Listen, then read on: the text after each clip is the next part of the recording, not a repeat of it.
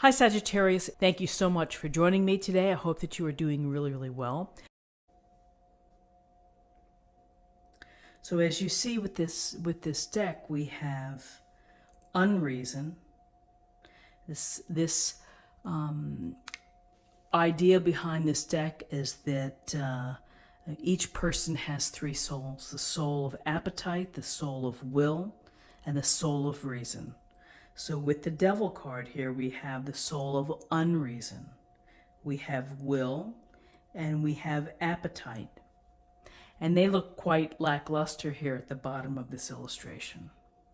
And so Satan is the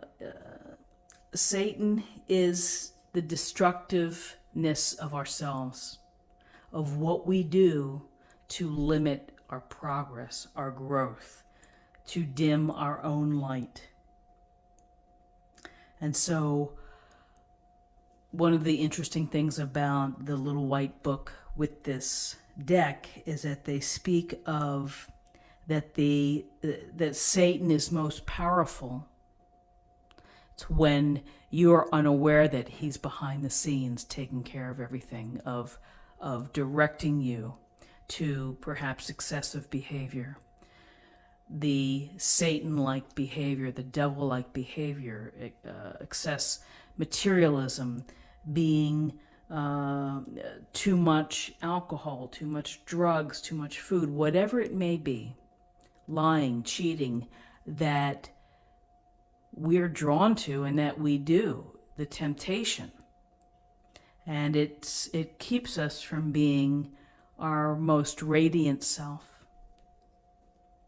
And so here, they're almost like they're asleep at the wheel. And unreason steps in and is wielding his influence. So what do we know about the devil or Satan?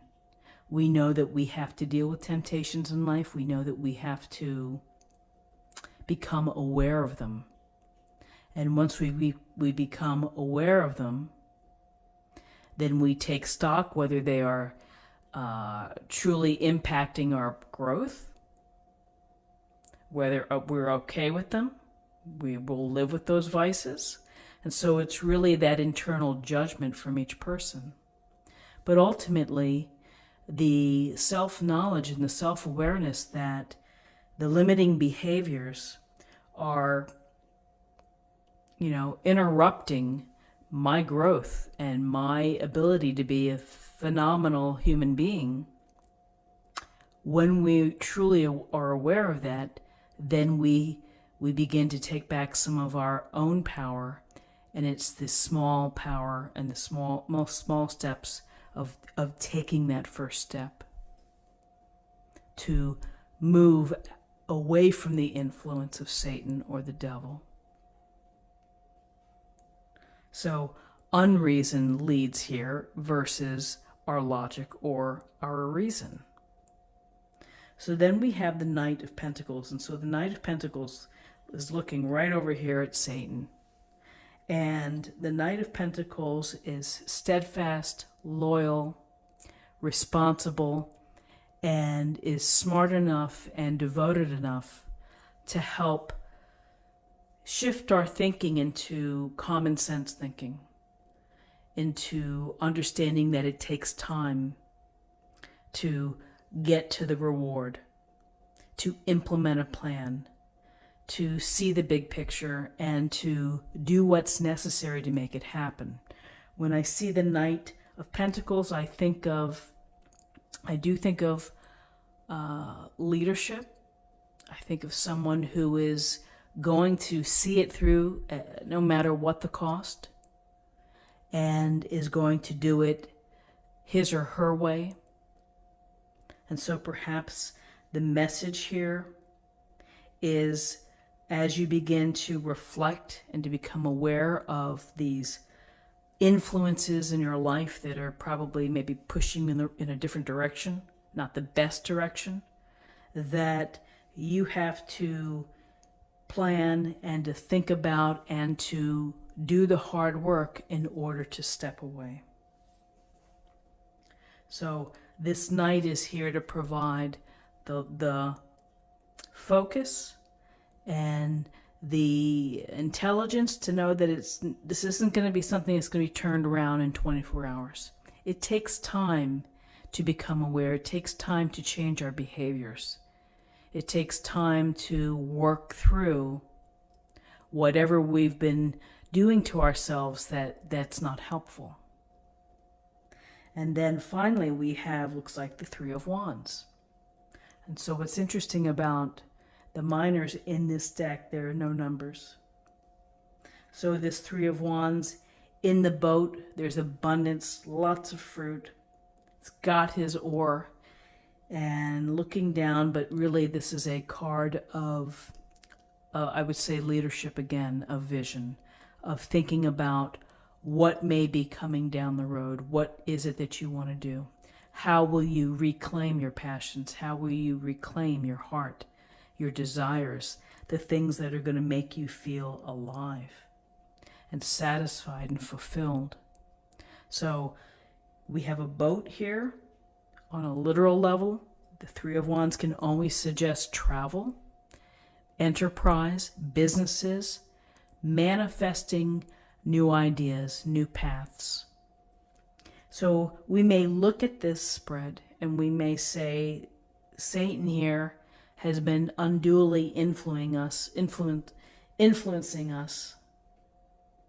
And the Knight of Pentacles is here to bring some order to our thinking, some structure, and the hard work that it's going to take to change perhaps the behavior.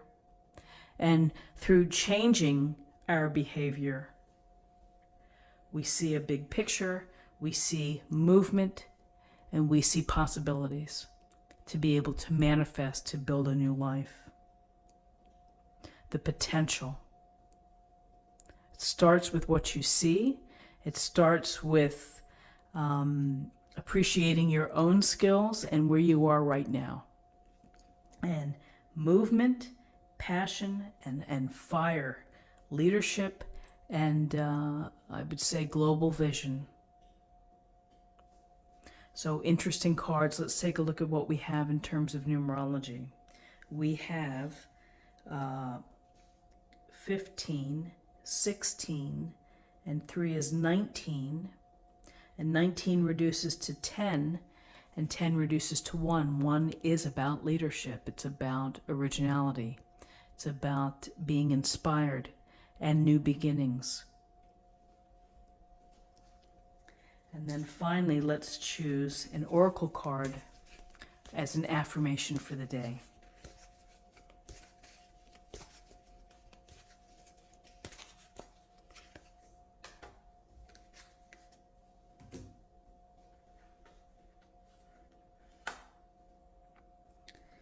Don't hate, meditate. Thank you, angels, for guiding me to love through meditation. And perhaps this is a case of self-love too, of meditating for your own peace of mind, your own going forward plan of where you want to be, and setting intentions and clearing out negative energy. And, you know, this devil can be representative of your own actions that limit yourself. It can also represent toxic energies of people who are not serving your best interest as well. And so just as a final note with this reading is that within this deck, the numbers 3 and 7 are important. And it's about the 3 souls that each person can have, the soul of appetite, will, and reason. It's about the 7 planets that we ascend to, the soul centers.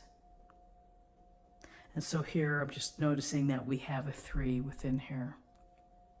Again, it's interesting to read. It takes time to absorb and to really get a sense of what he's trying to put together with this deck, the 3 virtues as well. So friends, let's have a wonderful day. I hope that you found something helpful here today with this reading. If you did, please subscribe if you haven't already. like this video, share this video, comment below. I hope you have a great day, and I'll see you tomorrow. Take care.